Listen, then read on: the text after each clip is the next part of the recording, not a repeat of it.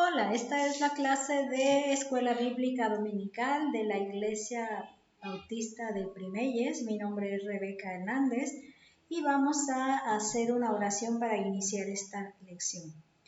Padre, gracias te damos porque un día más estamos ahora teniendo esta meditación, este estudio de tu palabra y te pedimos que tú nos guíes, nos ayudes a poder entender qué mensaje tienes para nosotros en este día. Te pedimos por quienes han de escuchar este estudio y que tú les des bendición con tu palabra como es el plan tuyo. Te lo pedimos en el nombre de nuestro Señor Jesús. Amén. Lo que vamos a ver en este es lo que les había mencionado en el video anterior. La iglesia del Cerro está apoyando a la iglesia de Primeyes acá en La Habana con la clase de adultos y estoy invitada a colaborar en esta ocasión con la siguiente lección, que es la lección que cierra todo el plan de lecciones del libro de Romanos o de la carta a los Romanos.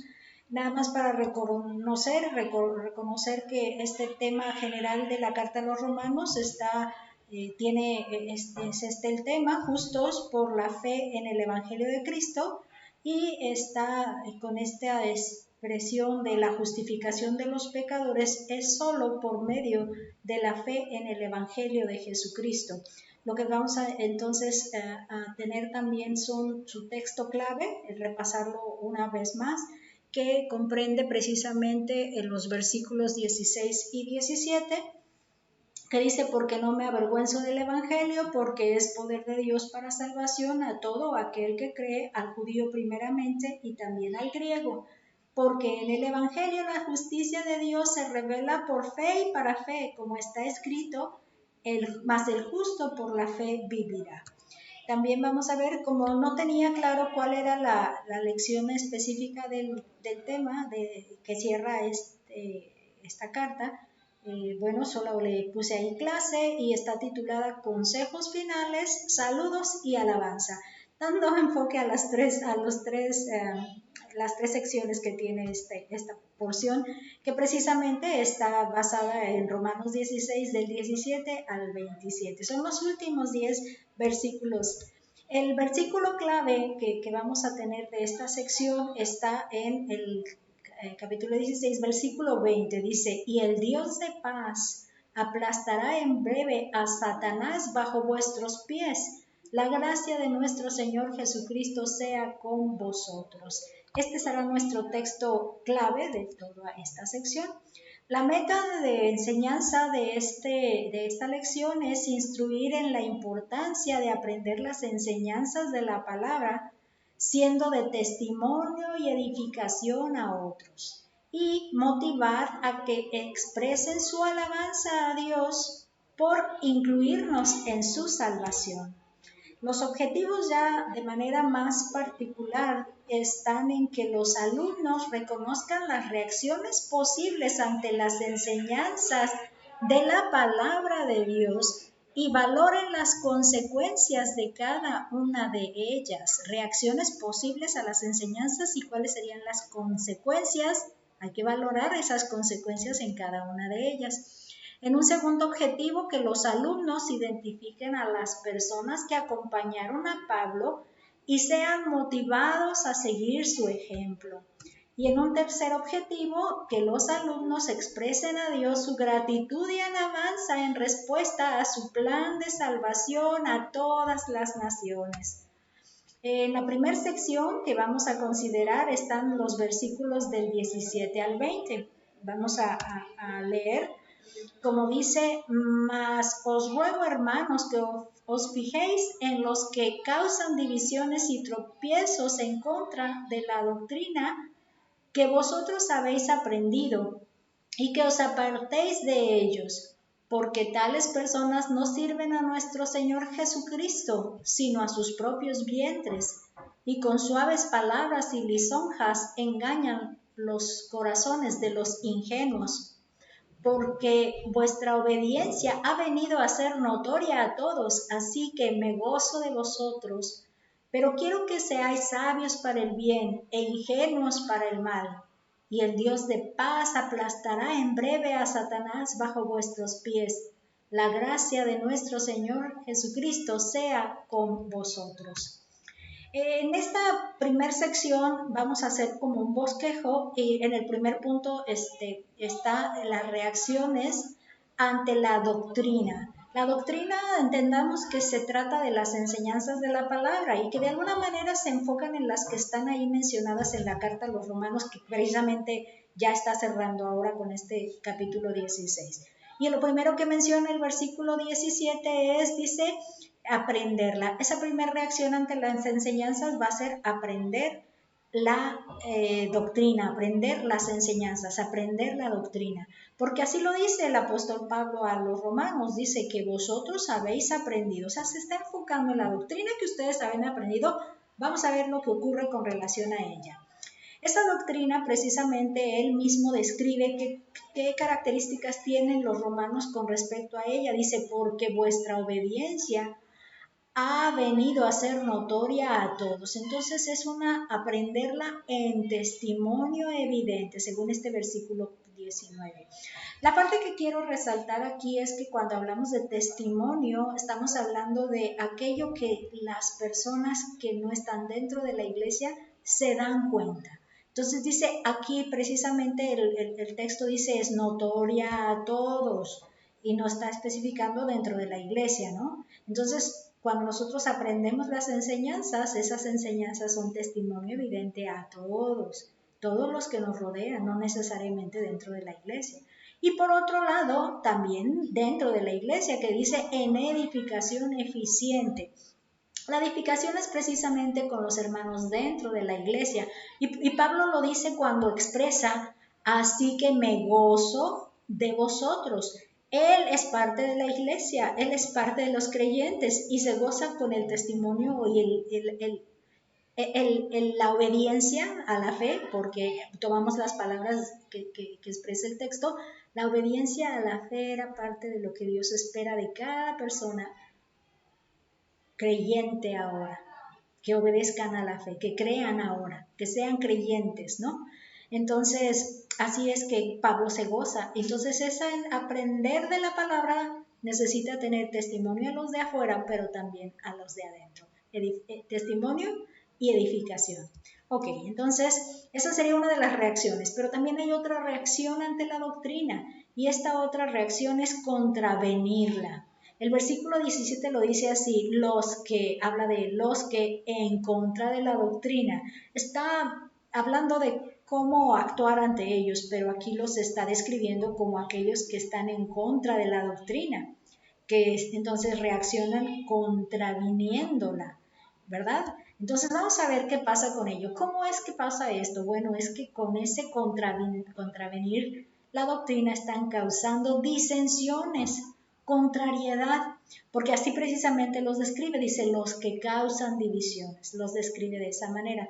Ellos, bueno, aquí probablemente estando en contra de las enseñanzas mencionadas en la carta. Aquí lo que quería comentarles es que cuando yo estoy analizando un estudio o buscando información en un estudio, me baso en una aplicación que descargamos en la computadora en línea, que es gratuita, que se llama eSword, y de ahí estoy tomando comentarios, reflexiones, y son las que he logrado poner en el estudio de hoy. Entonces, esta frase precisamente es parte de las que estoy obteniendo de estos comentarios. Probablemente entonces estas enseñanzas, que son la doctrina, están ellos contraviniéndola y causando divisiones estos que contravienen la doctrina. Y la otra parte que menciona que no solo causando divisiones, sino dice causando escándalos o disgustos, que lo que corresponde a esta expresión viene por, como dice, y tropiezos. La parte de escándalos y disgustos está probablemente indicados en el capítulo 14-15. Es una aplicación de cómo tú puedes actuar de una manera que no hagas de alguna manera tropezar a los más débiles, ¿no? Ahora lo vamos a ver el texto específico de 14-15. Dice que estas personas que causan escándalos y están causando el tropiezo de otros, dice quienes arrogantemente desdeñan los prejuicios de los débiles. A lo mejor una persona nueva que tiene un conflicto con una práctica de algo, está, si ve que alguien más lo está haciendo cuando para él es tropiezo, entonces va a tropezar él también, lo va a querer imitar, ¿no? En este sentido va. ¿Qué dice Romanos 14:15? Dice, pero si por causa de la comida tu hermano es contristado, ya no andas conforme al amor. No hagas que por la comida tuya se pierda aquel por quien Cristo murió. En esta ocasión se refiere a que era una costumbre en ese entonces ofrecer holocaustos a dioses paganos y luego se llevaba al mercado a vender.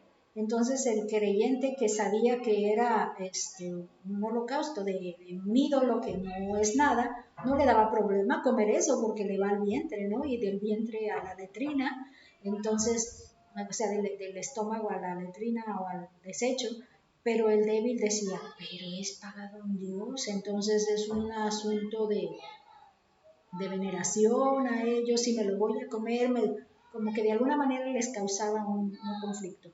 Y entonces era ahí la consideración, no te lo comas, si eso es que te ven y que tú lo estás haciendo y es tropiezo, no lo hagas, ten amor por tu hermano que viene creciendo y no lo hagas, no te encierres en tu propia conciencia, dijéramos, ¿no? Esa sería, ¿no? Cuidar eso. Entonces, los que contravienen, bueno, tienen esas características. Son actitudes, ¿no? Reacciones. El que la aprende y el que la contraviene.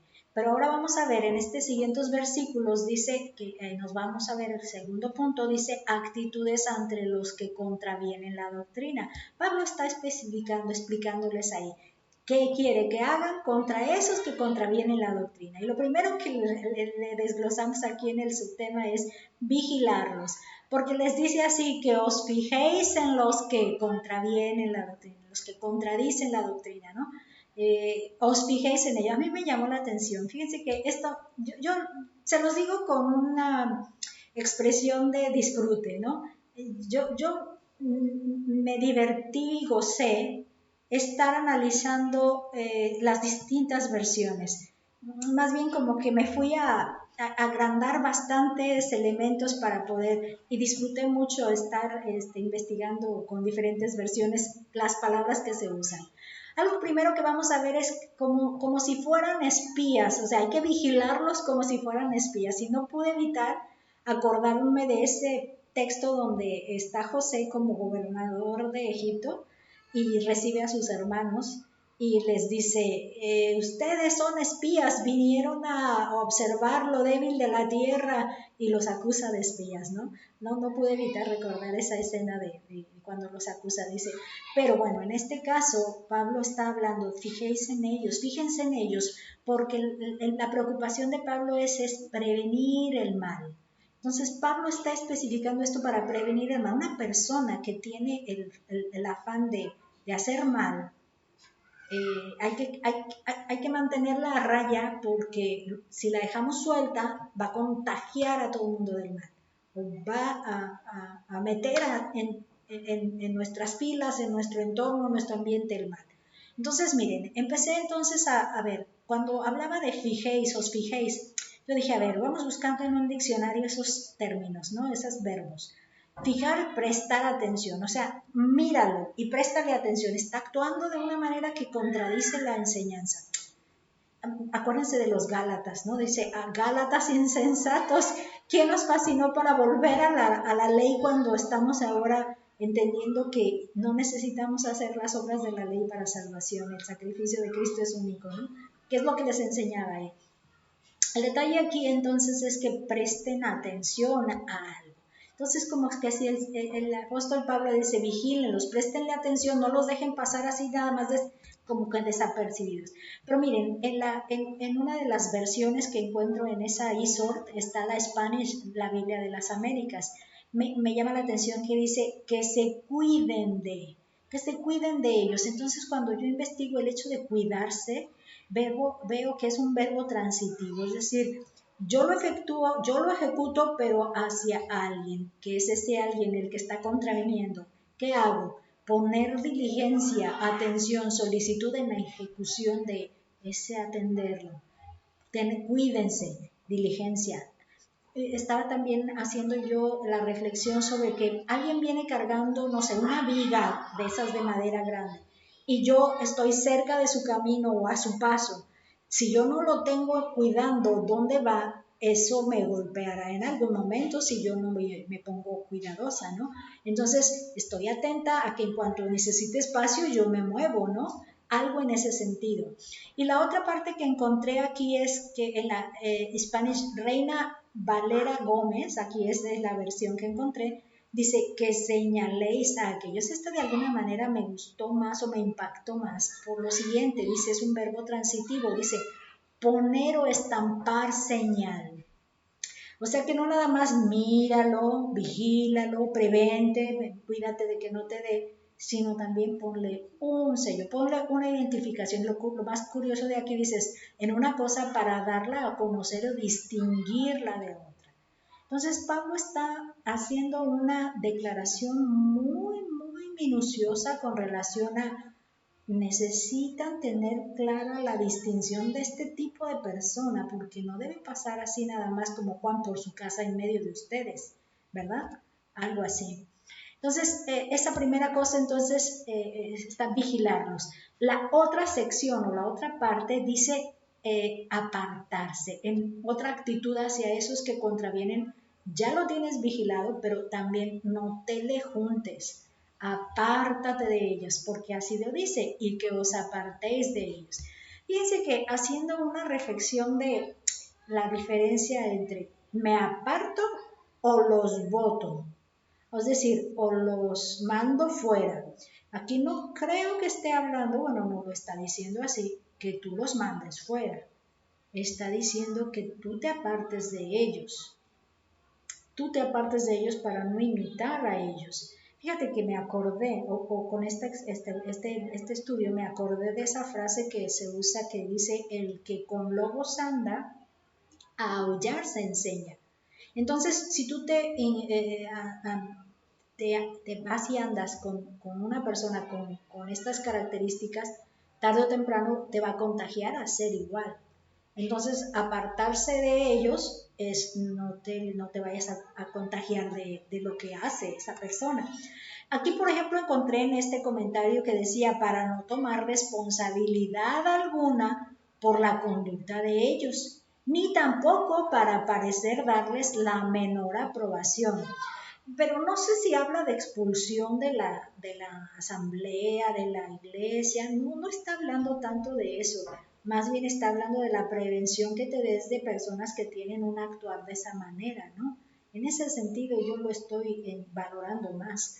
Por ejemplo, en 2 los Tesalonicenses, capítulo 3, versículos 6 y 14, hace mención también de esta situación en los de Tesalónica.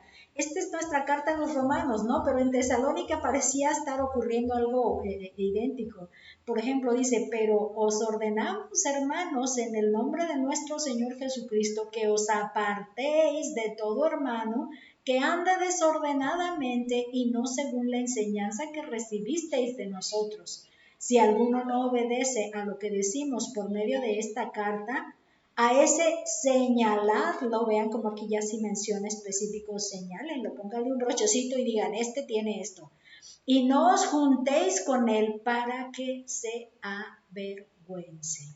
Entonces estamos hablando de una persona que de alguna manera ha demostrado o ha respondido a la fe, pero en ciertas enseñanzas está contradiciendo ciertas enseñanzas por alguna situación particular.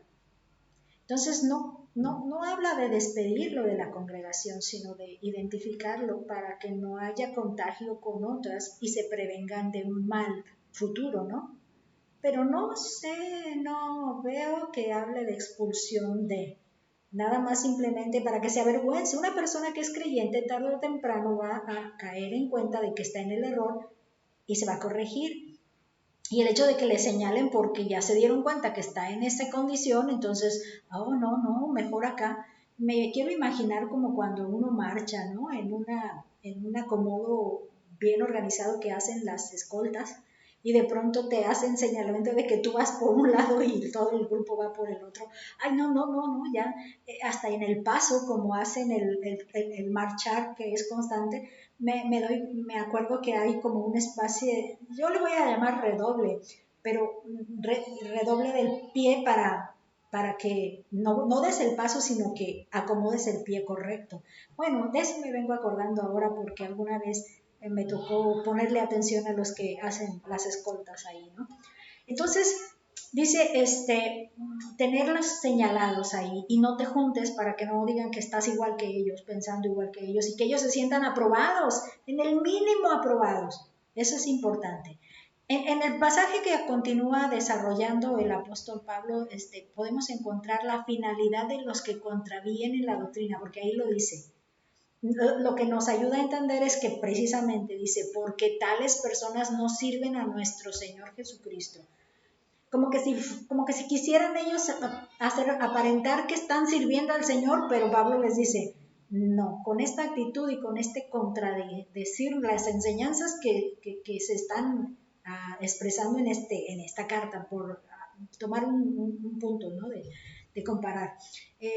Ellos no están sirviendo a nuestro Señor, haciendo contrariedades en estas enseñanzas, no están sirviendo a nuestro Señor Jesucristo. Entonces, la finalidad que ellos tienen viene y lo toma porque lo explica el apóstol Pablo ahí, porque dice que esta finalidad parece reflejar lo propio de ellos, o sea, lo propio es lo que importa, lo propio, lo que cada uno de ellos, porque dice, sino no sirven al Señor, sino a sus propios vientres, a sus propios vientres. En otra versión de Palabra de Dios para Todos, dice, solo están complaciendo sus propios deseos. Entonces, de alguna manera, la conveniencia, esto sí me cae bien, esto no me cae bien. Hay personas que así hacen, ¿verdad? De esto puedo decir así, pero de esto no, mejor le vamos a acomodar así para que quede como a mí me conviene o como me gusta. ¿Qué dice Filipenses 3:19? Dice, el fin de los cuales será su perdición, cuyo Dios es el vientre y cuya gloria es su vergüenza, que solo piensan en lo terrenal. Entonces, satisfacción personal, terrenal, gustos, pasiones, no sé, cuestiones del vientre, en el vientre las emociones, ¿verdad? En el vientre. Eso sería una, que entonces lo propio. Ellos, su finalidad de los que contravienen lo propio, pero también parece que tienen otra finalidad, aquí no, nos muestra que tienen otra finalidad, que es el engaño. Dice en el mismo versículo 18, engañan los corazones de los ingenuos. Entonces tienen el plan, la finalidad determinada de engañar. Engañan. Entonces, vean, ese engañan a los ingenuos. En esta otra versión de Spanish, de Reina Valera Gómez, vi que describe o lo traduce como en los corazones de los simples. Entonces ahí es donde les digo que yo estaba divertida, bueno, divertida porque disfrutaba estar investigando qué significa, qué quieren decir, qué características tiene esta parte, es simple, es ingenuo, los ingenuos, los simples. Entonces en este comentario encontré que también se puede decir que son los imprudentes. Entonces fíjense que ya hay tres formas de describirlos, los ingenuos, los simples y los imprudentes. Y luego acá mencionan otros, los no suspicaces. Ahí cuando entré en suspicaces, no me pude contener en ir a buscar qué significa suspicaz en la Real Academia Española, en el diccionario. Suspicaz es un adjetivo. Dice que es alguien propenso a concebir sospechas y a tener desconfianza.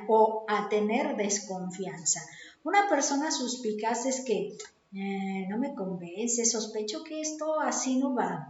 O la otra, desconfío, aunque parece que está así muy buena la cosa que dice, no. Un suspicaz está siempre inquieto de que no me convence. Ese es un suspicaz.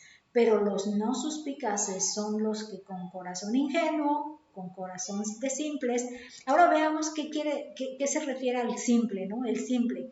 Un simple en Proverbios 14:15 dice, el simple todo lo cree, mas el avisado mira bien sus pasos. Entonces, esta característica de simple, que todo lo cree, no, no es buena en este punto de que su corazón sea simple y fácil sea presa de alguien más, ¿no?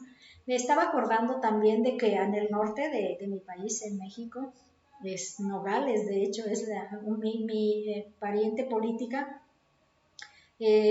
hacía esta, ay, qué simples, y se me hacía chistoso escucharles simples, qué simples. Entonces ahora me quedo pensando que son como ingenuas, ay, qué ingenuas son, ay, que se portan como alguien que todo lo cree, todo lo hace, todo lo acepta, y fáciles de que cualquiera les puede jugar una broma, así por decirlo. Y están en una condición, bueno, me acordaba mucho de esa expresión, qué simples. Ahora, bueno, el simple todo lo cree, todo lo acepta. Eh, ¿Cómo es que hacen esto de engañar? ¿Cómo es que hacen esto de engañar estos que, cuál es su finalidad de engañar? Pues que lo hacen con aparente piedad. Porque precisamente dice, y con suaves palabras, usan suaves palabras para explicar aquello. Entonces, no, sí, eso debe ser así porque, mira, la expresión de piedad con la que lo está mencionando, ¿no? O también, como dice acá, con aparente sensatez. Y luego dice la parte de lisonjas. En la Biblia de las Américas, perdón, la Biblia de Cambridge para escuelas y colegios, dice que son las lisonjas de esta manera como aparente sensatez, como diciendo, sí, sí, espérate, en mi razonamiento alcanzo a entender que eso que dice es así, me convence en mi razonamiento, ¿no? La parte de palabra de Dios para todos habla de con palabras suaves halagan. No, eso que el ejemplo que se me venía era que te ven haciéndolo de esa manera y te van diciendo, no, perfecto, así como vas haciéndolo, así es como vas bien. Entonces te halagan de que eso que estás tú participando, vas bien en buen camino. Entonces te convencen. Te convencen de que así vas bien y que siendo parte de ellos, haciendo el mismo pensamiento que ellos, vas bien. Te engañan. Bueno, de aquí pasamos entonces a la siguiente, el punto que le está llamada expectativa de los que aprenden la doctrina. Entonces ya vimos las actitudes contra la doctrina, vimos las reacciones con respecto a la doctrina, las actitudes con respecto a los que contravienen la doctrina. También ahora vimos la finalidad de esos que contravienen la doctrina, pero ahora hay unas expectativas para los que sí aprendieron la doctrina. No sé si les causa enredo, pero estas expectativas contra los que aprenden la doctrina, aquí las vemos en las palabras del apóstol Pablo cuando dice en el versículo 19, pero quiero que seáis. Entonces tiene expectativas de estos que han aprendido, ¿no? Les dice que deben hacer contra aquellos, pero quiero que seáis. Y en el primer punto vamos a ver qué dice sabios para el bien. Y aquí entonces viene la palabra en el original griego, sabio, en lo más general, de la más general aplicación, requiere o involucra la inteligencia y la adquisición mental. Se dice que la sabiduría o el ser sabio es aplicar algo, ¿no? La enseñanza, aplicarla con sabiduría.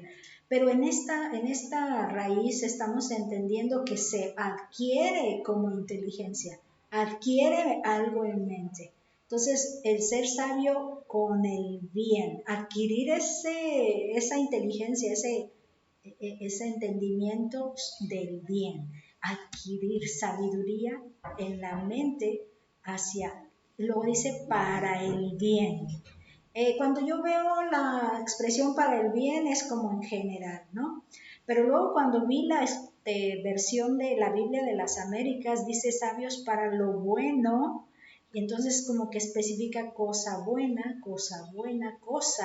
algo más particular. Y la tercera versión que encontré acá, que es palabra de Dios para todos, que decía sabios para hacer el bien. Entonces ya no solo para la observación, para lo detallado de qué es bueno y qué es malo, sino para cuando lo tienes que hacer. Entonces, ¿Cuál es la expectativa de alguien que aprende? Tú eres alguien que aprende la doctrina, yo soy alguien que aprende la doctrina, la enseñanza de la palabra. Ser sabia para hacer el bien, hacerlo, no solo contemplarlo, no solo entenderlo, hacerlo el bien, hacer el bien. En su segunda parte, donde dice hacer el bien, o ingenuos para el mal, o sea, ingenuos sería la otra expectativa, ingenuos para el mal.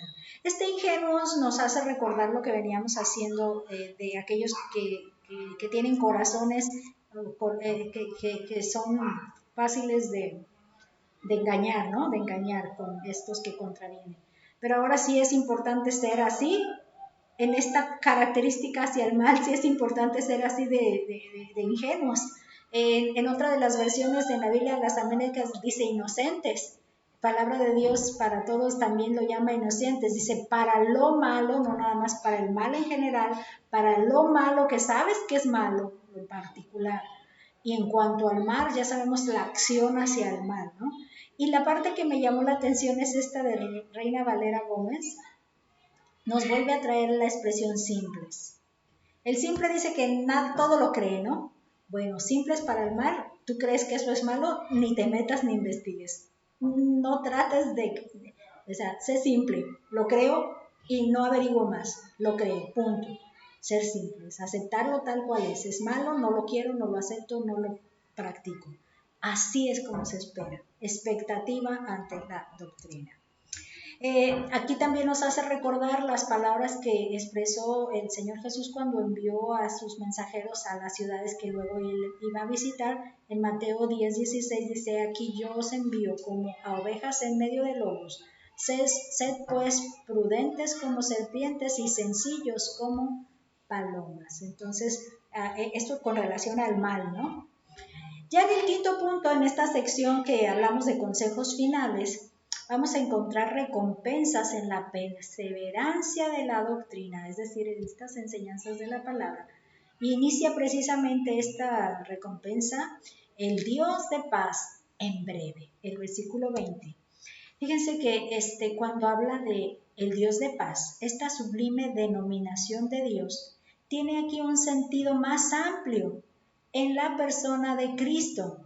Precisamente que ese Dios de paz que en breve va a realizar algo, fue en la persona de Cristo que se logra hacer ampliamente el cumplimiento, dice ahí. Primera de Juan 3:8 dice, el que practica el pecado es del diablo, porque el diablo peca desde el principio. Para esto apareció el Hijo de Dios, para deshacer las obras del diablo.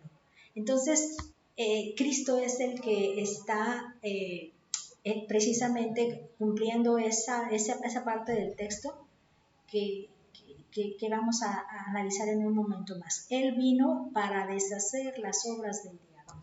Ese fue su papel, ¿no?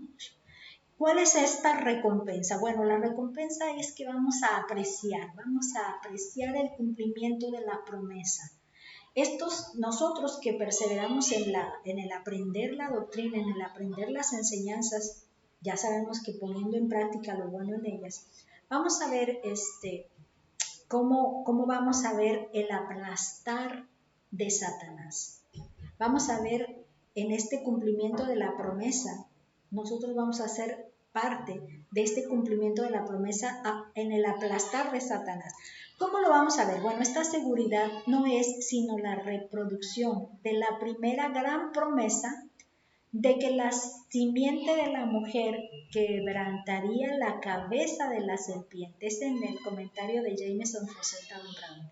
Les recuerdo que a ella acá en Cuba en el seminario le llaman los tres viejitos y que son mis favoritos porque ellos son muy apegados a los idiomas del hebreo, del griego y sí profundizan y son mis favoritos siempre, no van a pasar de moda para mí. Ok, entonces nos trae de vuelta a esa promesa de Génesis 3:15. ¿Qué es la promesa que está ahí? La promesa inicial. Dice, y pondré enemistad entre ti. Aquí hacemos la reflexión que entre ti está hablándole a la serpiente. En el momento de que está engañando a Eva, y está hablando con cada uno de ellos. Cuando llega hablando a la serpiente, le declara este mensaje. Dice, y pondré enemistad entre ti, serpiente, entre ti, Satanás, ¿no? Y la mujer, entre tu simiente de Satanás, y la simiente suya, la simiente de la mujer. Esta, la simiente de la mujer, te herirá en la cabeza, y tú, Satanás, le herirás en el calcañar. Entonces, sí nos queda claro que aplastar a Satanás, aplastar la cabeza es un golpe letal, porque la cabeza está de alguna manera determinada a muerte segura. Y el calcañar no te hace una muerte, no te lleva a morir, ¿no? Entonces, en ese sentido, nos vamos a poder apreciar el cumplimiento de esa promesa, aplastar de Satanás. Entonces, también aquí, la otra recompensa que vamos a tener en la perseverancia de estas enseñanzas es que vamos a ser copartícipes en ese cumplimiento.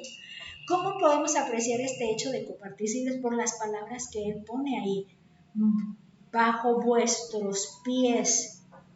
Bajo vuestros pies. Entonces, vuestros está hablando de mis pies. Ahí es donde encontramos ser partícipes. Fíjese que en el comentario de Jameson Fawcett Brown dice, tendrán la satisfacción de poner los pies en el cuello de aquel enemigo temible, pero vencido. Temible sí, pero vencido.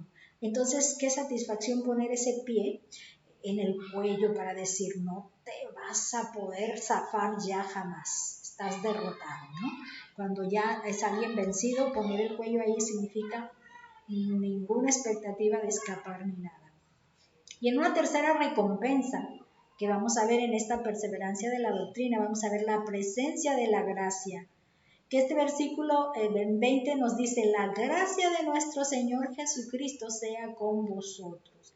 En este texto vamos a encontrar, fíjense bien, dice, con las palabras de la Biblia de Cambridge para escuelas y secundarias, y colegios, está como si Pablo estuviera expresando estas palabras. Tienen una batalla para pelear contra los asaltos del error. Pronto acabará. Mientras tanto, que la gracia del Señor sea con ustedes en la lucha.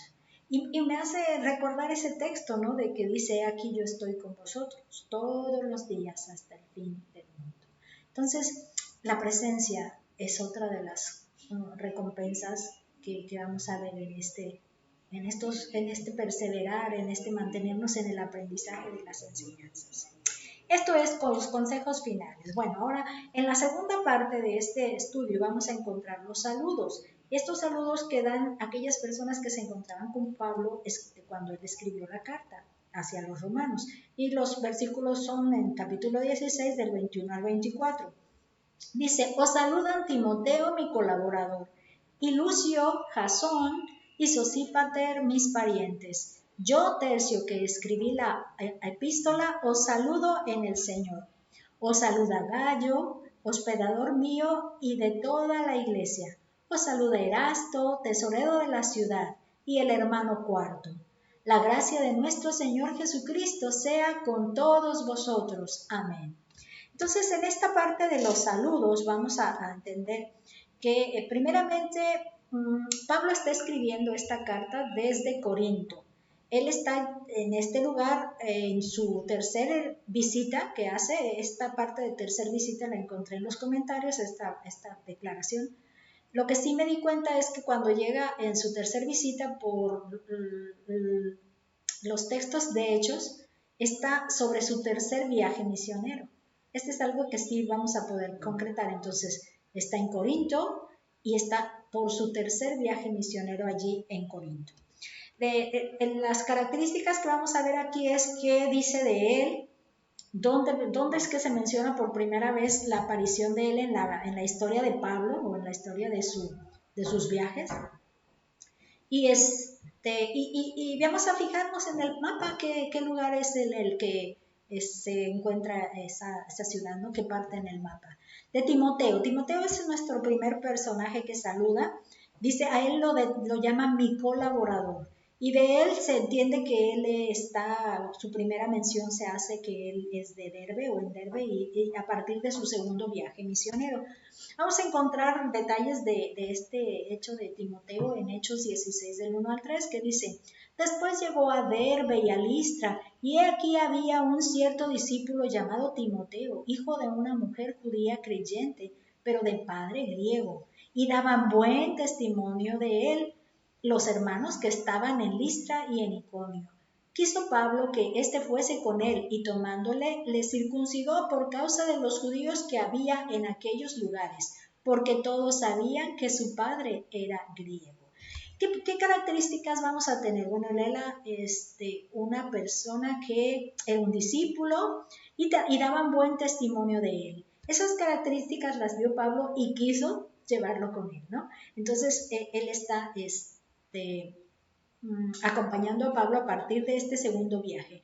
Lo que no estaba yo clara en este mapa, y ahora también puede ser que tenga un poquito de duda, es que no sé el color si obedece al primer viaje o al segundo viaje, y en mi mente no lo alcanzo con rapidez a reflexionar y no lo alcancé a cotejar. Pero lo que sí estoy mencionando es que, el rosa va a ser el segundo viaje. ¿Por qué? Porque si se acuerdan, en el primer viaje dice que van con rumbo a Chipre, Salamina. Entonces, el primer viaje es el azul, el segundo viaje es la línea roja. Entonces, él está saliendo de Antioquía y va hacia Derbe. Ahí en ese segundo viaje va por la parte norte, ¿no? del territorio. Y ahí encuentra a Timoteo. Y se lo lleva, ¿no? Dice que quiere llevárselo con él. Entonces lo está siguiendo hasta Corinto, ¿verdad? Donde él está llegando. Corinto se encuentra hasta este punto de acá, en Acaya. Ok, vamos adelante. El segundo que menciona es Lucio. A Lucio lo vamos a ver mencionado en la iglesia de Antioquía de Siria. Ese es su lugar donde se menciona por primera vez, pues, se encuentra su referencia. En Hechos 13:1 dice: había entonces en la iglesia que estaba en Antioquía profetas y maestros, Bernabé, Simón el que se llamaba Níger, Lucio de Cirene, Manaén el que se había criado junto con Herodes el tetrarca y Saulo. ¿Qué características tenía Lucio de Cirene? Era parte de los profetas y maestros. Entonces, una persona capacitada en la doctrina, en las enseñanzas de la palabra, ser un profeta y ser maestro. Entonces, ¿qué características buenas tenía? Y entonces se encuentra ahora con Pablo en Corinto. Bueno, la referencia de dónde se encuentra ya la tenemos aquí, ¿verdad? Tenemos esta parte aquí no la alcanzo a seleccionar bien, pero déjenme ver, no, porque aquí está. Esta es Antioquía, donde inicia Pablo su viaje primero y su viaje, bueno, inicia Pablo estando ahí en Antioquía. De ahí sale siempre, ¿no? No es su primero ni. De ahí sale siempre para hacer sus viajes misioneros. Y ahí se encontraba Lucio se encontraba ahí, una persona preparada. El tercero es Jasón. Fíjense que a Jasón y al siguiente personaje los identifica como mis parientes. A este Jasón lo vamos a encontrar en Tesalónica, en su segundo viaje misionero. Estamos en su segundo todavía, ¿no? En Hechos 17:5 se hace mención de esto. Dice: entonces los judíos que no creían, y esta narración se está dando en Tesalónica, teniendo celos, tomaron consigo algunos ociosos, hombres malos, y juntando una turba alborotaron la ciudad y asaltaron a la casa de Jasón y procuraban sacarlos al pueblo. Entonces aquí lo que estamos observando es este hecho de que Jasón tiene ahí su casa, está entre los que están aceptando las enseñanzas de Pablo, que creían en Tesalónica, porque aquí se refiere a los que actuaron en contra, que no creían, pero toman a este Jasón como alguien que sí creía y procuraban sacarlos al pueblo. Es a lo que de ahí se empieza a mencionar este Jasón. Entonces aquí en el mapa estamos viendo cómo está Tesalónica en este punto de acá, en Macedonia. Tesalónica es de la región de Macedonia, Tesalónica, y de aquí entonces es Jasón, ¿no? Con estas características. Y entonces aquí está el otro, dijéramos, compañero en esa narración que se está dando, Sosípater. Sosípater lo vamos a encontrar con este otro nombre, Sópater, que también a él lo llaman mis parientes. A este Sópater lo encontramos en Berea, pero ahora está en su tercer viaje misionero. En su tercer viaje misionero es que encontramos a este Sosípater. Y es en Hechos 24 que lo encontramos. Dice, y le acompañaron hasta Asia Sosípater de Berea, Aristarco y Segundo de Tesalónica, Gallo de Derbe y Timoteo, y de Asia Tíquico y Trófimo. Lo que entonces vemos aquí es que está Sosípater es de Berea, pero él también está ahora con Pablo en Corinto para hacer este saludo. Está encontrándose acá en Corinto. En el mapa, si vimos aquí Tesalónica en Macedonia, Berea está aquí a un ladito. ¿Sí? Lo vemos aquí, esta es Berea, en Macedonia también. Ok, entonces avanzamos con... te encontré una nota con relación a esa expresión de mis parientes. Dice que esta expresión también la usa en el capítulo 16, los versículos 7 y 11, lo está también mencionando. Dice, saludad, en esta ocasión Pablo está dándole saludos a personas que de alguna manera las conoce estando ahí en Roma, ellos están en Roma. Dice, saludad a Andrónico y a Junias, mis parientes y mis compañeros de prisiones, los cuales son muy estimados entre los apóstoles y que también fueron antes de mí en Cristo. En este otro del versículo, este es el 7, el versículo 11 dice, saludad a Herodión, mi pariente, saludad a los de la casa de Narciso, los cuales están en el Señor. Es todo lo que tenemos con relación a esas expresiones de mis parientes en esos dos casos. Pareciera que tuviera él muchos parientes, Andrónico, Junias, Herodión, y ahora a Jasón y a Sosípater. Entonces, lo que se hace aquí en la Biblia de Cambridge para escuelas y colegios nos hace la reflexión de que Lucio llevaba un nombre romano, Lucio era romano, ¿no? Por su nombre se identifica su origen, pero en el caso de Jasón y Sosípater son nombres griegos. Entonces no sé si de alguna manera nos está dando cierta luz de entender que cuando los llama mis parientes, serían parientes de región, parientes de origen, pudiera de alguna manera familiarizarse con esa descripción, ¿no? Más que parientes carnales, sino asociados a cierta región de donde son. Porque Pablo mismo está hablando de que él era alguien que se desarrolló siendo parte de una provincia, ¿no? De romana, y él mismo tiene nacionalidad romana, ¿no? Entonces, y dice que es de nacimiento, en ese sentido, ¿no? Todo eso nos hace medio asociar que pudiera por ahí ser esa expresión. Vamos por el quinto personaje Tercio. Dice, yo, Tercio, que escribí la epístola, os saludo en el Señor, el versículo 22. Él es como un amanuense que sería un escribiente, ¿no? Pero no un escribiente ajeno a lo que Pablo estaba haciendo. Eso es lo que tenemos que entender. Aquí, por ejemplo, el comentario de Jameson Fossetta Umbran dice, Tercio quería que los humanos supieran que él, lejos de ser un mero escribiente, sentía sincero afecto cristiano hacia los romanos y que el apóstol, haciendo insertar esta salutación aquí, quería hacer notorio qué clase de ayudante él empleaba. No sé si se explica el texto. Pablo quería también que los romanos se dieran cuenta de que él era un creyente también y alguien que estaba en el ministerio del evangelismo hacia otros, ¿no? Y que también se preocupaba por ellos como nuevos creyentes o como creyentes de una región más, donde ya se conoce el evangelio, ¿no? Y que no era un empleado cualquiera para hacer este trabajo. Entonces, bueno, pero no tenemos de dónde él es, es lo más que tenemos.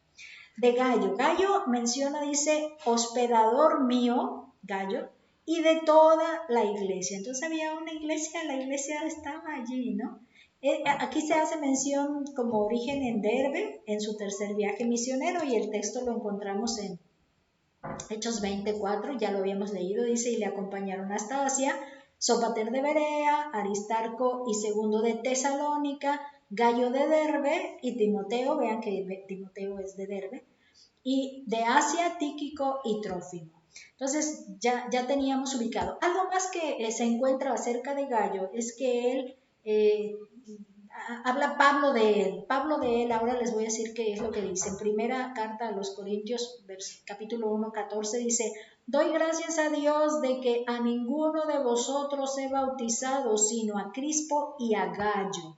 ¿Se acuerdan de esa vez que está haciéndoles una llamada de atención a los de Corinto, que decían ser de este grupo y de aquello, y que porque que hasta bautizarlos podrían decir, soy del grupo de Pablo porque él me bautizó?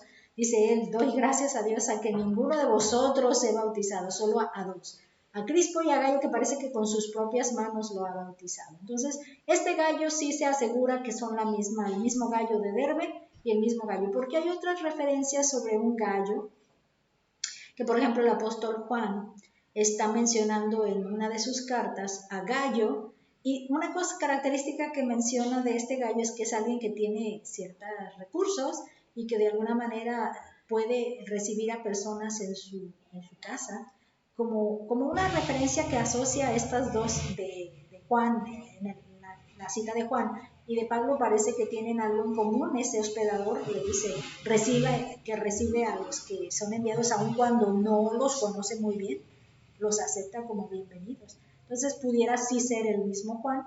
Y la parte que me hace emoción pensar que sí sea el mismo es que vean como el apóstol Pablo, que tiene un camino cursando, predicando el Evangelio, y el apóstol Juan, que tiene su propio camino cursado o recorrido para el Evangelio, coinciden con una misma persona, ¿verdad? Eso es hermoso pensar que una persona que tiene características de bien para otros es de bendición a un siervo o a otro siervo, porque tarde o temprano se van a topar con él. Y eso me emociona, tener esas características. ¿Se acuerdan en el objetivo en donde conocer a estos personajes y tratar de imitarlos? Entonces, qué hermoso será que eso que soy, que me gusta hacer para la obra del Señor, otro siervo del Señor, me use para servir en su ministerio, y de pronto aparece un siervo más y me usa también para el camino que está llevando a cabo en su ministerio, ¿no? Es imitar ahí, imitar su labor. Ya nada más para recordarles pues que acá está Derbe, pero esta hoja es de un tercer viaje misionero. En este caso, este azul es ese tercer viaje misionero. Este rosa es el viaje ya cuando él va para Roma, ya como visitando Roma. Entonces este es su viaje. Aquí precisamente, miren, esta parte es donde Pablo se encuentra ya como su tercer viaje misionero, y dice que de aquí quiso venir de aquí para ir hacia Siria, esa parte de acá, pero hubo acechanzas que se entera él que querían quitarle la vida. Entonces decidió mejor regresarse por rumbo Macedonia, rumbo por acá. Y ahí es donde Hechos 20, que decíamos, dice que varios lo acompañaron hasta Asia, es decir, hacia Éfeso. Llegaron hacia Asia. Aquí Éfeso es la ciudad principal aquí o de las principales, diríamos, aquí en Asia, de las que visita Pablo, para no confundir acá. Cada vez que mencione Asia, pensemos Éfeso. Éfeso tuvo que pasar a Éfeso, tuvo que quedar en Éfeso. Y esa es la parte donde dice que desde acá de Corinto lo vinieron acompañando, esa listita que hemos estado leyendo varias veces. ¿Ok? Vamos al séptimo. Este séptimo me gusta por la descripción que se hace de él. Dice que era Erasto, el tesorero de la ciudad. Su primera mención que se hace es estando en Éfeso, en ese tercer viaje de misionero, pero de ida hacia Corinto. Si ya vimos en el mapa cómo se regresaron hacia Éfeso, bueno, primero iban y estando ahí en Éfeso se hace mención de él, Erasto.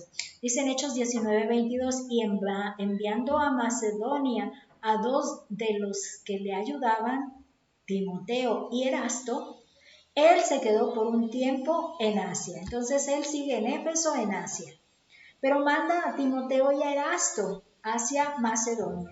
Vamos a ver si, déjenme regresar porque, déjenme ver si, no, sí está el mapa, sí está el mapa. Vamos a leer otra mención más de Erasto en segunda carta a Timoteo 4:20. Dice, Erasto se quedó en Corinto y a Trófimo dejé en Mileto enfermo. Entonces aquí no tengo clara la referencia de en qué momento, pero por lo menos las referencias de él que lo manda a quedarse en Corinto, ¿no?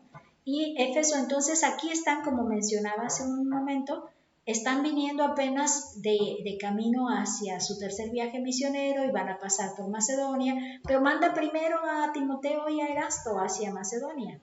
Lo que sí nos estamos enterando es de que si Pablo está escribiendo en Corinto, quiere decir que ellos están con Pablo acá en Corinto, todas estas personas, incluyendo Erasto. Pero entonces estamos entendiendo que si Erasto lo describe como el tesorero de la ciudad, esto significa que Erasto llegó a ser el tesorero de la ciudad de Corinto.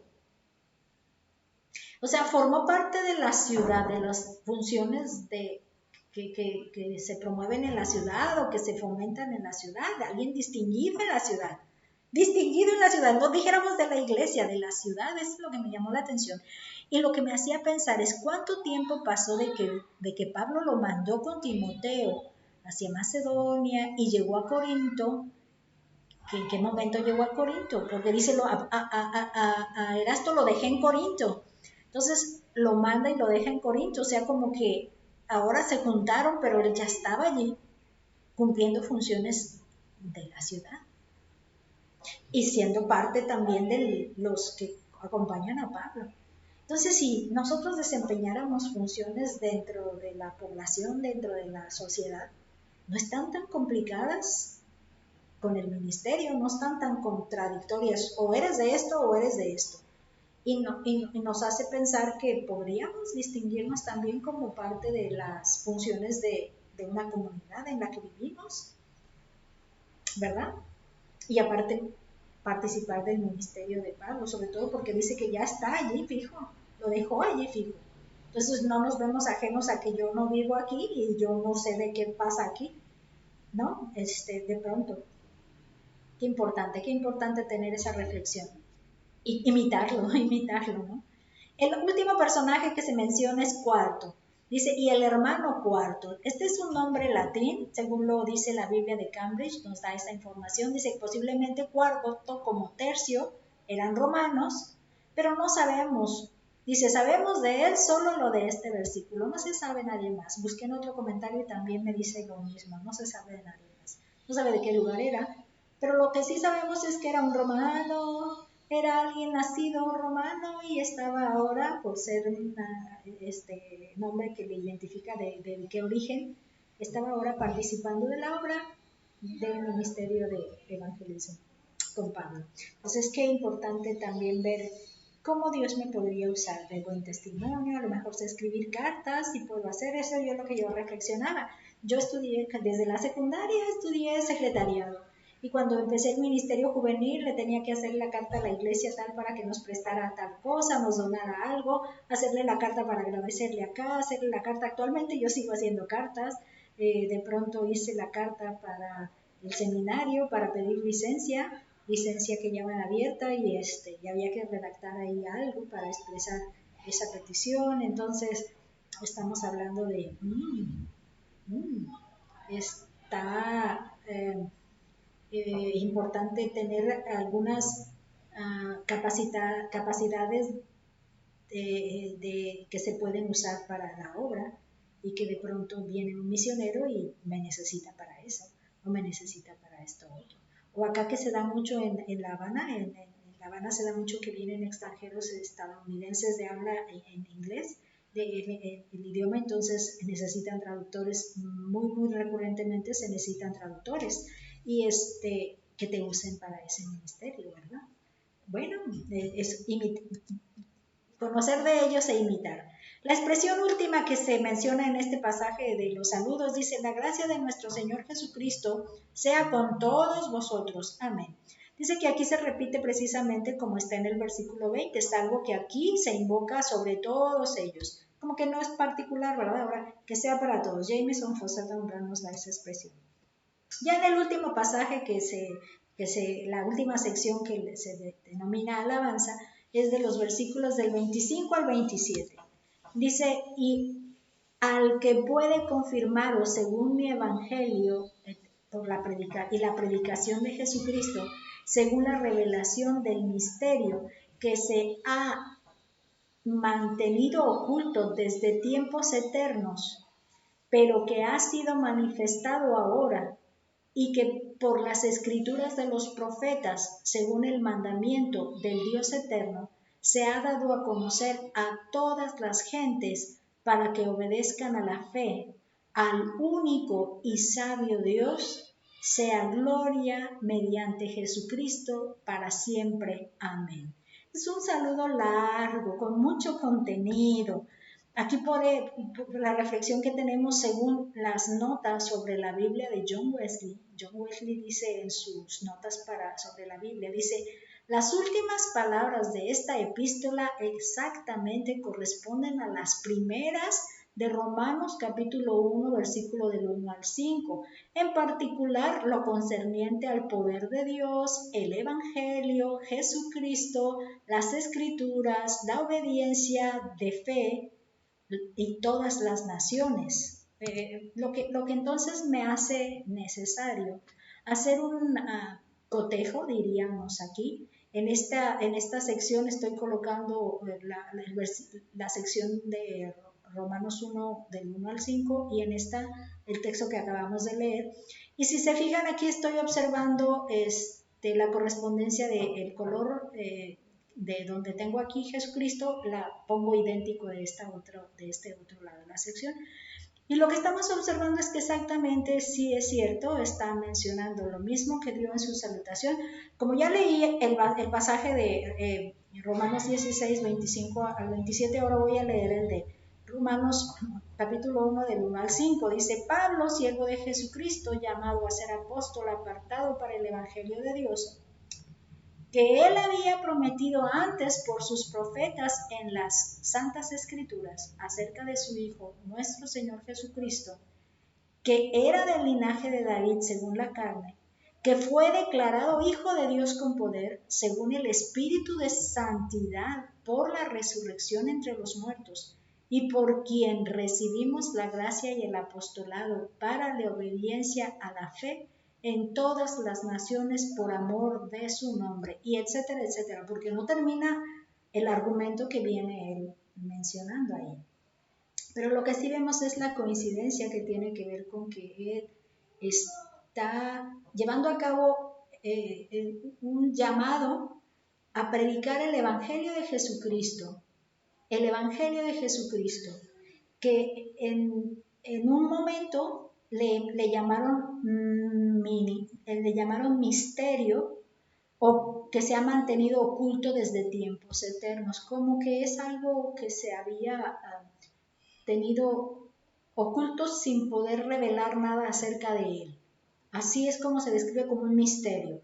¿Cómo pensará Dios cumplir aquello que quedó en las escrituras por los profetas, pero que Dios lo había dejado como un mandamiento, que no estaba descubierto ahora, pero ahora lo viene a descubrir? No sé si está claro aquí. Antes se había mantenido oculto en las profecías, en las promesas que se hicieron, pero ahora, según el mandamiento de Dios, Dios ha mandado el momento de poderlo descubrir. ¿Qué viene a mi mente? Cuando vino el cumplimiento del tiempo, Dios envió a su Hijo, nacido de mujer. Entonces hubo un tiempo específico para descubrirlo. Entonces Dios mandó ahora que sea dado a conocer a todas las gentes, o como dice en la primera parte, a todas las naciones. Yo soy parte de todas esas gentes, yo soy parte de todas esas naciones. Yo no soy judía, yo no estoy en el plan inicial, en el pueblo inicial del plan. Yo estoy en el pueblo futuro o final, diría yo, del plan, que es las naciones y las gentes. Pero lo que sí nos damos cuenta, porque ¿cuál es el plan? Que todas las gentes obedezcan a la fe, que todas las gentes obedezcan, todas las naciones obedezcan a la fe. En la fe en Jesucristo, su Hijo, en Jesucristo quien entregó su vida en la cruz y que resucitó precisamente para dar una motivación de vida ahora. Ya la muerte fue cumplida, ya sació la justicia de Dios esa muerte. Ahora la esperanza que tenemos ahora está en la vida y es precisamente a través de la obediencia a la fe que entonces podemos nosotros gozar de la vida. Entonces, a este es al que se alaba ahora, al único y sabio Dios sea la gloria mediante Jesucristo para siempre. Gracias a Dios ahora estoy incluida en el plan. Pero lo había pensado desde el principio, no se le sacó de la manga a Pablo para decir, de pronto a mí se me ocurre que también los gentiles entren. No, era parte de las profecías también, de las escrituras con los profetas, que él llegara a esto. Fíjense entonces que es para reafirmar, en F.B. Meyer dice a través de la Biblia día a día, es tipo devocional, pero profundiza siempre en sus aplicaciones, en sus explicaciones. Dice, el misterio o secreto con el cual se refiere la epístola Sierra, se refiere a la redención a través de Jesucristo durante su ministerio terrenal. Y lo describe primera carta a Timoteo, capítulo 3:16. Pero esto no fue cosa nueva. Ya había estado en la mente de Dios desde tiempo eternal. Ese es el énfasis aquí, que no es algo que de pronto cambió Dios y dijo que se incluyan pues también ellos.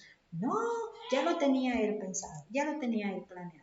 ¿Qué dice primera carta a Timoteo 3:16? Dice, e indiscutiblemente grande es el misterio de la piedad.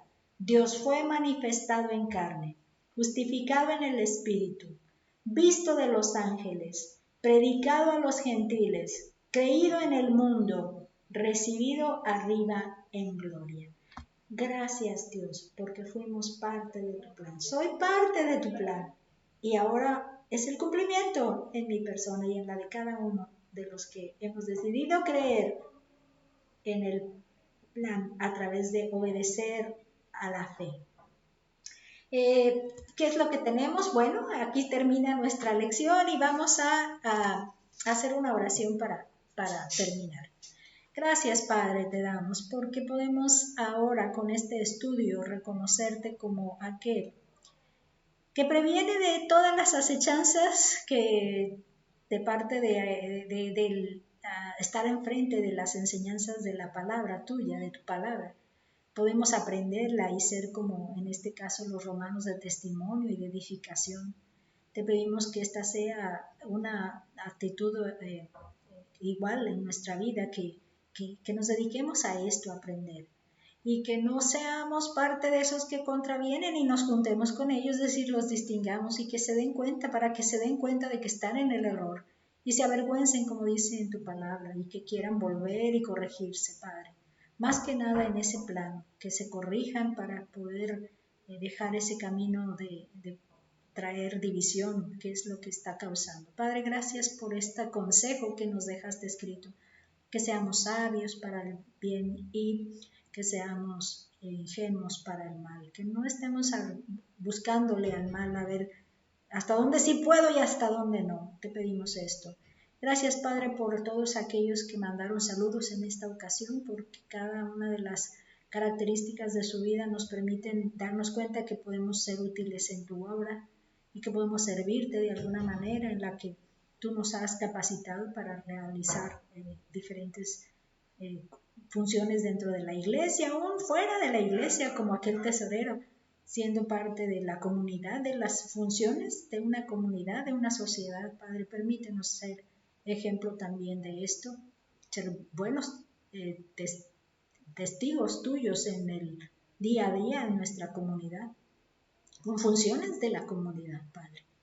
Y gracias, Padre, porque ese misterio que parecía que no nos incluía a nosotros, estaba planeado con nosotros incluido. Gracias, Padre, porque eres único, sabio Dios, el que hace posible incluirnos a nosotros también, por tenernos en cuenta, pensarnos en tu plan. Y gracias por el cumplimiento que hiciste en tu Hijo Jesús, en quien oramos ahora. Gracias, Padre, en Cristo Jesús. Amén. Hasta la próxima.